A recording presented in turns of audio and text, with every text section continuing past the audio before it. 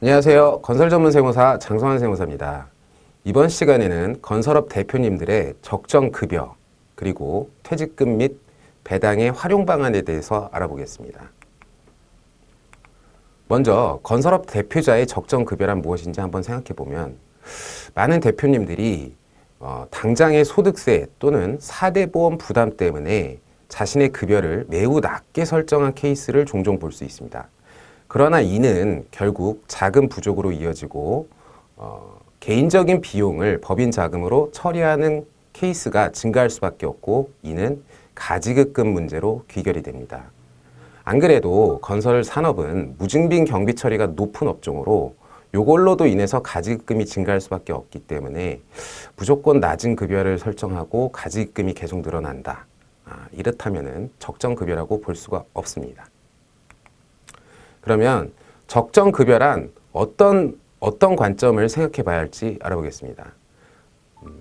당장의 소득세 및 4대 보험을 회피하려는 낮은 급여보다는 적정 급여를 지급하면서 배당과 퇴직금 등을 활용하는 방안이 가장 합리적이라고 볼 수 있는데요.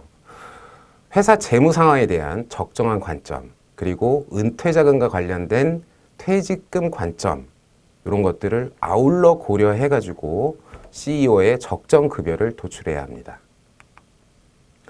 먼저 배당의 활용 방안에 대해서 알아보겠습니다. 배당은 2천만 원 이하의 금융소득에 대해서는 15.4%로 분리과세되기 때문에 세율 예측이 명확합니다. 그러나 2천만 원을 초과하는 금융소득은 다른 소득과 합산하여 누진세율로 종합과세되기 때문에 세율 예측이 안 되고 이게 배당이 유리한지 상여가 유리한지 헷갈리실 수가 있는데요.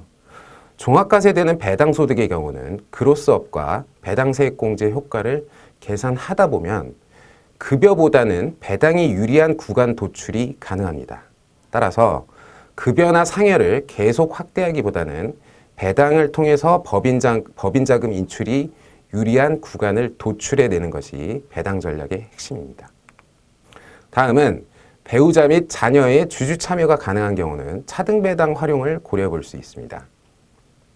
배당을 위한 상법상 요건인 배당 가능 이익이 존재하고 주총 승인을 거쳐서 초과 배당을 하는 경우 대주주가 자발적으로 배당받을 권리를 포기하거나 양보하는 것 같은 초과 배당은 유효하다는 것이 대법원과 상법의 입장입니다. 그렇지만 초과 배당의 경우는 경우에 따라서 증여세가 과세될 수 있으므로 면밀히 분석하여 의사결정 후 실행하셔야 됩니다.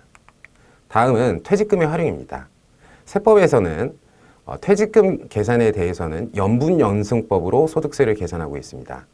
계산 구조상 근로소득에 비교하면 퇴직소득이 세부담 면에서 유리한 부분이 있습니다. 따라서 임원의 경우 세법상 인정받을 수 있는 퇴직금 한도까지 퇴직금을 받을 수 있도록 규정 정비를 해놓는 것이 필요합니다. 참고로 19년 세법 개정을 통해서 임원에 대해 기존 3배수까지 인정되던 것이 2020년 이후 발생하는 퇴직에 대해서는 2배수까지로 하향 조정되는 것으로 세법이 개정되었습니다. 지금까지 건설업 대표자 적정급여와 배당, 퇴직금 활용에 대해서 알아보았습니다. 감사합니다.